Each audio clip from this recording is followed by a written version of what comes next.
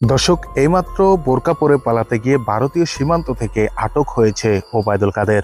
ওবায়দুল কাদের বোরকা পরে পালাতে গিয়ে ভারতীয় সীমান্তে আটক। এখন এই মুহূর্তে পুলিশ হেফাজতে তিনাকে নিয়ে আসা হয়েছে। একটা গণমাধ্যম থেকে একটা ভিডিও প্রকাশ করে ওবায়দুল কাদের। তিনি কোথায় ছিল? তার আত্মীয়র বাসায়। সেখান থেকে নতুন এক কল্পনা গড়ে উঠেছে যে ওবায়দুল কাদের কোথায় থাকতে পারে। আসলে সবাইকে বোকা বানিয়ে ভারতীয় সীমান্ত দিয়ে রাতের আধারে যাওয়ার সময় হাতে নাতে ধরা খেয়ে যায় ওবায়দুল কাদের। এবং ওবায়দুল কাদের জানান তিনি তার এক আত্মীয়র বাসায় ছিলেন, তবে সেটা বাড্ডাতে নয়, সেটা হচ্ছে সিলেটের সদরে কোনো একটা বাসায়।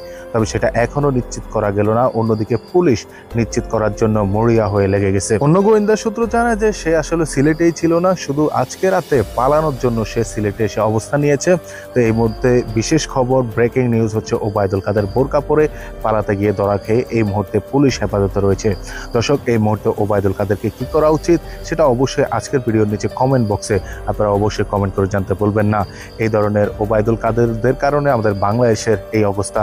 দর্শক, ওবায়দুল কাদের কি ধরনের শাস্তি হওয়া উচিত সেটা অবশ্যই কমেন্ট বক্সে জানিয়ে দিতে ভুলবেন না।